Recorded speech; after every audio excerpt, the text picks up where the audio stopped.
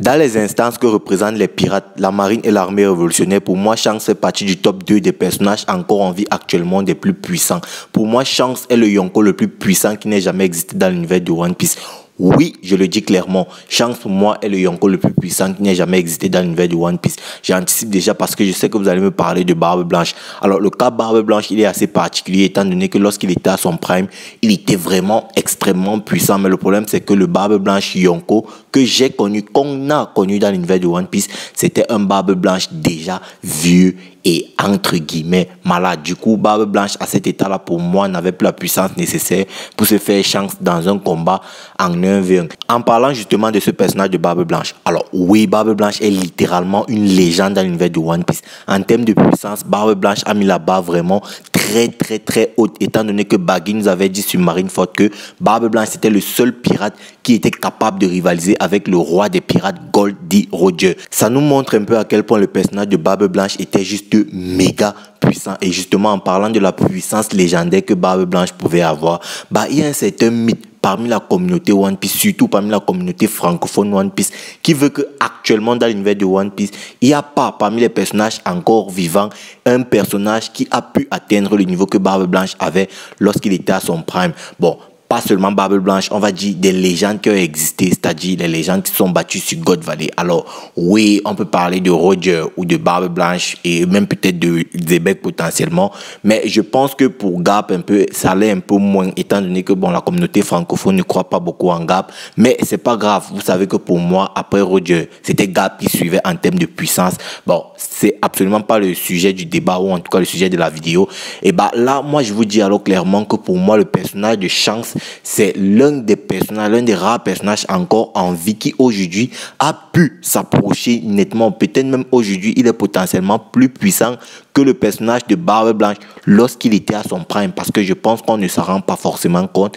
Le personnage de Shanks, il est juste hyper, méga, giga puissant. C'est clair, hein? Le personnage de Shanks en termes de faits avérés dans l'univers de One Piece, c'est vraiment, je pense, hein, il n'est pas loin d'avoir le palmarès le plus impressionnant.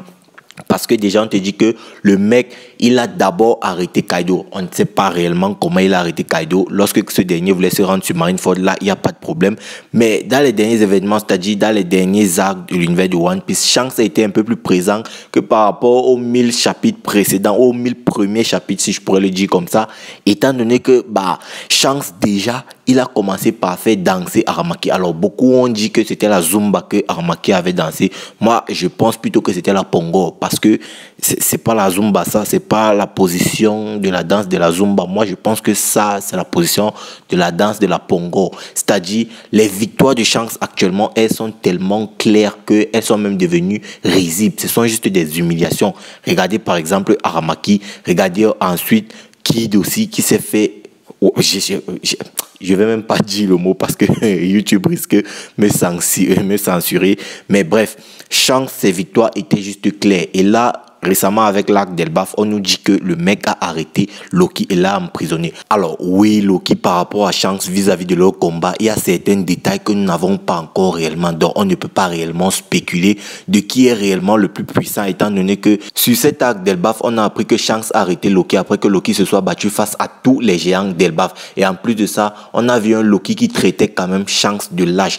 Donc il y a certains détails vis-à-vis de leur combat qu'on n'a pas réellement. Est-ce que Loki était déjà fatigué lorsque Shanks l'a affronté et pourquoi est-ce que Loki traite Shanks de lâche? Parce que je pense, franchement, je ne trouve pas, ou en tout cas, selon la perception que j'ai du personnage de Shanks, je n'ai pas l'impression que Shanks soit quelqu'un de lâche, étant donné que c'est déjà un épéiste et on sait que Shanks, par rapport à son titre d'épéiste, il a quand même un code d'honneur qu'il respecte souvent. Quand on sait quand même que avant d'entamer le combat face à Kid, il a voulu se rassurer si le mec s'était déjà remis de ses blessures sur Wano. Donc je doute quand même que le personnage de Shanks soit un personnage réellement lâche. Maintenant, en ce qui concerne sa puissance globale, bon, comme je vous le disais un peu plus tôt, pour moi, Shanks est le Yonko le plus puissant qui n'ait jamais existé dans l'univers de One Piece.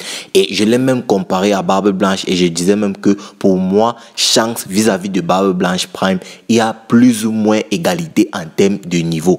C'est vrai que bon, il y a ce plafond-là qui veut que les anciennes générations sont toujours plus puissantes que les nouvelles générations. Même dans la société actuelle, on voit toujours que les anciennes générations critiquent toujours les générations qui sont en train d'émerger. Bon, il y a toujours ce complexe-là, j'ai oublié déjà comment on appelle ça réellement. Mais bref, ça existe aussi dans One Piece. Sauf que pour moi, le personnage de Shanks, comme je l'ai dit, il se rapproche fortement du niveau de Barbe Blanche. Et il est même possible qu'il a dépassé aujourd'hui Barbe Blanche. Peut-être même que aujourd'hui ils sont peut-être à égalité en termes de puissance. Mais tout ce que je dis, c'est que Shanks, en termes de puissance, il n'est pas loin de la puissance que Barbe Blanche pouvait avoir lorsqu'il était à son prime. Pourquoi je le dis? Eh bien, si on se réfère uniquement au fait de Shanks dans le manga One Piece, bon, je pense que je vous en ai déjà un peu parlé en début de vidéo. Déjà, le personnage de Shanks a fait danser la Pingis à Aramaki sur des kilomètres à la ronde. Ça, c'est déjà une prestation que je pense Kaido n'est pas capable de faire à un amiral. Pour moi, c'est déjà une preuve que Shanks est supérieur à Kaido. Maintenant, en ce qui concerne la puissance, comme je vous l'ai dit, de Shanks pour comparer un peu avec les autres Yonko, bah déjà, pour moi, rien que le fait que Kid et Law ont vaincu Big Mom, pour moi, j'ai du mal à voir. Franchement, hein, vous savez à quel point je kiffe le personnage de Trafalgar Law. Pour moi, Trafalgar Law est supérieur à Zoro et pas qu'un peu. Je sais que Zoro, c'est un peu un personnage fanservice. C'est un personnage que beaucoup kiffent dans la communauté One Piece et tout. Et depuis qu'il a éveillé son Haki des Rois et qu'il a réussi à dompter Enma et tout, bon, Zoro est extrêmement maxé. Ça, on va absolument pas se mentir. Mais je trouve quand même que Law reste quand même globalement beaucoup plus puissant que lui. Bon, peut-être que beaucoup plus puissant, c'est un peu un gros mot. Mais je pense quand même qu'il y a un certain écart qui est quand même assez réel entre Zoro et Trafalgar Law. Parce que pour moi, si tu mets un combat entre Luffy, Guy, Seng et Trafalgar Law, contrairement à ce que beaucoup pourraient penser, pour moi, il y a un match. Étant donné que déjà, entre un Trafalgar Law et Barbe Noire, il y a eu un match. Barbe Noire et 4 de ses commandants, il y a eu un vrai match. Bon, vrai match, peut-être pas, mais il y a eu un match quand même qui était assez sérieux. Barbe Noire a quand même pris le combat assez sérieusement depuis le début. Et je peux aussi parler du cas Big Mom. Big Mom aussi, elle a vachement galéré face à Trafalgar Law et Eustace Captain Kid. C'est pourquoi pour moi, les deux personnages que sont Law et Kid sont déjà supérieurs à Zoro en termes de puissance. Bon, pour en revenir sur Shanks, franchement, ces deux gars-là ont vaincu Big Mom, ça, il n'y a pas de problème. Mais je les vois très très mal vaincre Shanks. Franchement, avec tout l'amour que je porte au personnage de Trafalgar Law, et vous savez à quel point je kiffe ce mec, mais je les vois très très mal en 2v1 vaincre Shanks. Franchement, là, je vous le dis clairement, moi, je ne vais pas faire l'hypocrite. Je sais que quand vous avez un personnage favori, pour vous, il est plus fort que tout. Pourtant, pour moi, le personnage de Law se rapproche fortement du niveau Yonko. Pour moi, c'est un niveau amiral. Pour moi, c'est un niveau... Pour moi, entre Law et Fujitora, il y a un combat actuellement extrême. Et Law, il est possible qu'il sorte même vainqueur dans un combat face à Fujitora. Mais je suis en train de vous dire que ce mec-là avait un tel niveau associé à Kid, qui lui aussi n'est pas très loin du niveau amiral. On les met deux face à Shanks. Pour moi, au vu de ce que Shanks a fait à l'équipage de Kid, franchement, Shanks s'en sort face à Kid et Law. C'est pourquoi pour moi, Shanks se rapproche du niveau de Barbe Blanche. Et c'est pourquoi pour moi, ce mec est aujourd'hui supérieur aux autres Yonko. Parce que regardez juste le monstre que représente Loki. On se pose tous la question, comment est-ce que il a fait pour vaincre Loki. Bref, sur Loki, on en reviendra un peu plus tard. Seulement, malgré tout ce qui vient d'être dit vis-à-vis du personnage de Shanks, il y a une constante, c'est-à-dire une chose qui ne bouge pas. Et je pense que c'est le pire ennemi de Shanks, que ce soit parmi la communauté One Piece ou encore même directement dans le manga, c'est le personnage de Œil de Faucon, Dracul Mio. Alors les gars, pour être complètement franc avec vous, au début, c'est-à-dire quand moi je suivais One Piece, mais pas vraiment en profondeur, mais une fois que je me suis justement mis en profondeur à lire One Piece dans la profondeur, justement à cause de ce débat de Shanks et Mihawk. C'est vrai que pour moi de base, je me disais que Shanks était plus puissant que Mihawk. Mais quand je me suis posé 2 secondes, parce que le personnage de Shanks, le truc c'est que on a, nous, en tant que communauté One Piece, on a une vraie attache vis-à-vis du personnage de Shanks, contrairement à Mihawk. Pourquoi? Parce que Shanks, déjà, il apparaît au tout premier chapitre. Bon, à l'épisode 3 et au tout premier chapitre. Et on a un Shanks qui apparaît en sauvant Luffy et en activant, on va dire comme ça, le rêve de Luffy. C'est-à-dire, c'est un mentor pour Luffy. Du coup, Shanks, pour nous, c'est un peu, on va dire, un plafond, quoi. Contrairement à Mihawk qui lui a humilié Zoro, et Zoro c'est un personnage que beaucoup kiffaient, bon, étant donné que Mihawk a humilié Zoro et que Shanks lui il a plutôt sauvé, aidé et activé ou en tout cas attisé le rêve de Luffy, bah vous voyez le contraste il est vite fait. Justement, quand on poursuit l'œuvre, on se rend compte que bah, plus on avance, bah, plus le personnage de Shanks il est aimé au vu de ses agissements. Et le fait que j'aimerais aussi mentionner un truc. Bon, il y avait aussi une certaine théorie qui circulait depuis ces derniers temps, une théorie, on va dire une dark théorie qui circulait vis-à-vis du personnage de Shanks, et la théorie voulait que bah, Shanks allait se faire tuer par Barbe Noire et tout. Bref, il y avait une sorte d'ombre qui rôdait autour du personnage de Shanks. Maintenant, avec l'introduction de son frère Shamrock Figurland, que d'ailleurs je vous ai dit que moi je le kiffe plus que son frère Shanks le Roux, avec l'introduction du personnage de Shamrock Figurland, j'ai l'impression que ça a libéré le personnage de Shanks du destin funeste que tout le monde lui prédisait. Pour moi, le personnage de Shanks, avec l'introduction de Shamrock, c'est un personnage que j'ai envie de dire libre, parce qu'il y avait des théories qui voulaient que Shanks était un mastermind, qu'il avait une double face, c'était un gars qui avait un côté sombre, c'était l'ennemi de Luffy et tout. Bref, il y avait un peu tout qui était dit sur le personnage de Shanks. C'est vrai que bon, tout le monde avait un peu vu les origines des dragons célestes de Shanks depuis Marineford, mais au fur et à mesure qu'on avançait dans l'œuvre, bah, on se disait que Shanks, c'était pas en fait le mec gentil qu'il paraît maintenant, ou bien qu'il paraissait maintenant. Avec l'introduction de Shamrock, j'ai eu l'impression que tout ce côté sombre qu'on associe à Shanks, c'est parti sur le personnage de Shamrock. Maintenant, pour en revenir à la rivalité avec Mihawk, comme je le disais, le personnage de Shanks, c'est un personnage qui a été extrêmement apprécié depuis le début, contrairement à Mihawk. Sauf que bah, pour l'auteur, Mihawk a toujours été une constance dans les variables autour de Shanks.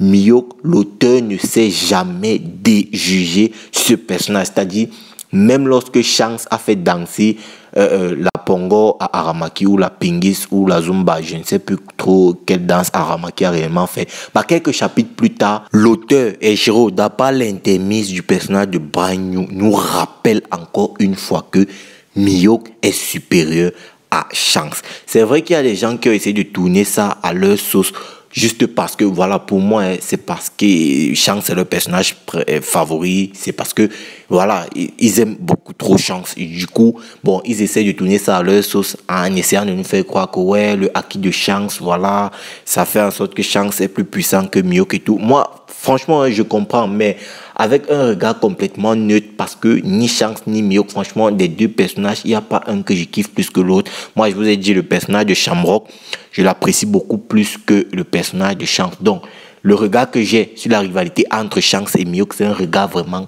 complètement neutre.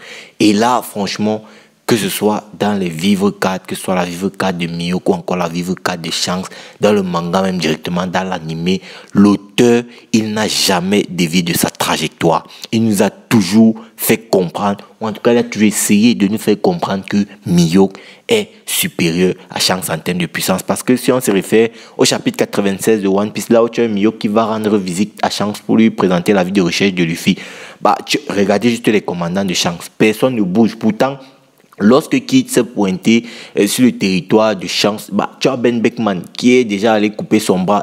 Déjà, de toutes les façons, on sait que dans l'univers de One Piece, lorsque tu as un personnage extérieur, on va dire, à l'équipage, qui vient dans le nouvel équipage, bah, tu as toujours l'un des commandants qui se dresse. Par exemple, même directement, si on veut parler de l'équipage de Shanks, lorsque Ace s'était rendu pour rencontrer Shanks, bah, directement, Shanks était prêt à dégainer.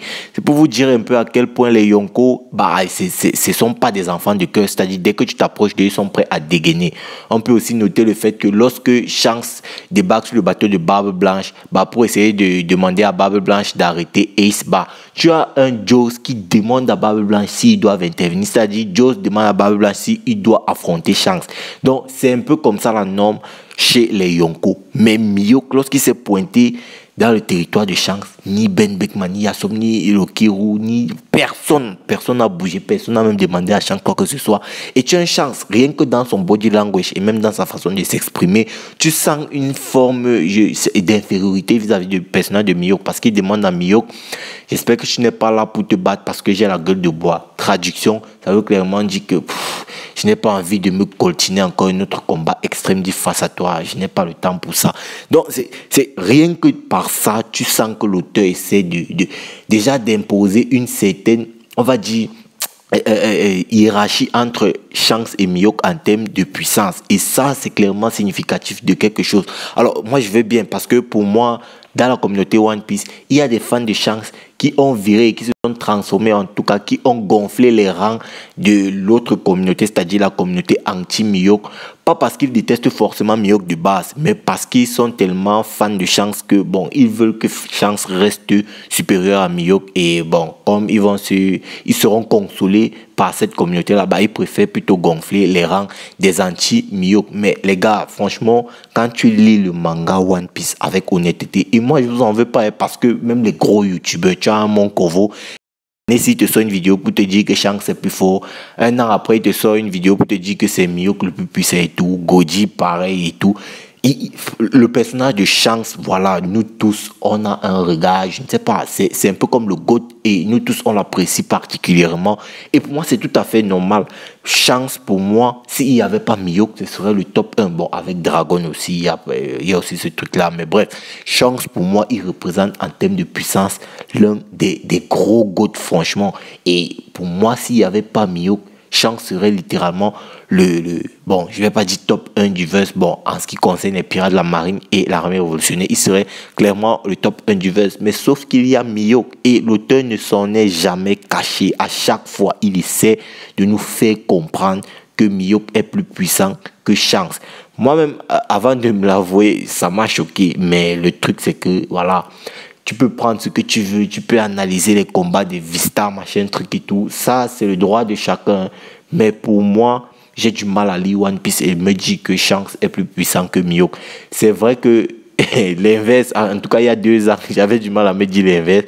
Maintenant, là, j'ai vraiment du mal à me dire qu'aujourd'hui, Shanks soit plus puissant que Mihawk. Parce que franchement, que ce soit le manga, les Vive Cards, les databooks et tout, ça met Mihawk devant Shanks en termes de puissance, parce que les gens essaient de nous faire croire que le haki, et franchement les gars, le haki, le sabre n'est pas dissocié du haki. Déjà Mihawk possède une lame noire, et la lame noire dans l'univers de One Piece, c'est une lame imprégnée de haki. C'est justement Mihawk qui a appris à Zoro d'imprégner sa lame de son HDA. Donc la lame n'est pas à dissocier du haki. Donc pour moi, tout ça, c'est... Shanks, il est très balèze, hein, mais rien que de par l'interaction qu'il y a eu entre Shanks et Mihawk au chapitre 96 de One Piece, franchement, hein, pour moi, rien qu'avec ça, en fait, l'interaction, elle dit tout. Ça dit clairement que Shanks est supérieur à Mihawk. Maintenant, comme je le disais, Shanks, Mihawk, Dragon, tout ça, même potentiellement Shamrock actuellement, pour moi, ce sont des personnages qui sont vraiment au-dessus de la moyenne en termes de puissance. Mais qu'en est-il maintenant de Loki? Est-ce que Shanks, au fond, actuellement peut se faire Loki? Bah les gars, franchement, hein, quand je vois Loki là, waouh, je me demande comment Shanks a réellement fait pour arrêter ce mec. Parce que Loki, les gars, il me semble être un personnage, je sais pas, un barbe blanche en fait. Même si j'ai dit que voilà, Shanks avait potentiellement atteint le niveau de barbe blanche et peut-être même dépassé, mais Loki, franchement, lui aussi, il est pas loin. Le mec, il me semble extrêmement puissant, exceptionnellement puissant. Déjà, le mec, il a attaché, il te sort une attaque qui boule l'arbre d'Elbaf. Je ne sais pas si on se rend compte des proportions. On parle quand même d'Yggdrasil. Yggdrasil, c'est un arbre gigant. Je pense que les proportions vis-à-vis du chapitre 1042, bon, on n'a pas bien pu s'apercevoir, mais les gars, ça c'est une attaque que tu envoies sur, je ne sais pas, n'importe quel personnage dans l'univers, il morfle de fou furieux, il morfle, on parle d'Yggdrasil, l'arbre est gigantesque, rendez-vous compte des proportions. Et maintenant là, le personnage de Loki, je suis déjà persuadé qu'il possède un haki des rois de malade. un acquis de l'observation de malade parce que ce qu'il a fait face à Shamrock et Gunko avec les yeux bandés, tout, il arrive à anticiper les attaques de Gunko et il arrive aussi à voir le Cerberus de Shamrock. Il arrive même à voir la ressemblance entre Shamrock et Shanks. Franchement, Loki, oh, je vous dis, faites attention, surtout que le mec est presque tout le temps associé à la destruction du monde. Et moi, je ne serais vraiment pas surpris d'apprendre que le personnage de Loki, son fruit du démon, soit un autre type de fruit, un autre type de Gomu Gomu ou de Ito Itonomi, parce que on l'associe beaucoup trop à Nika. Et franchement, ça ne me surprendrait pas qu'il y a un autre fruit du démon qui ressemble à celui de Luffy et que ce soit Loki qui actuellement soit en possession de ce fruit du démon. Donc Loki, il a tout actuellement d'être, pour être l'un des personnages les plus puissants de One Piece avec Shanks et Mihawk et Dragon aussi, Shamrock.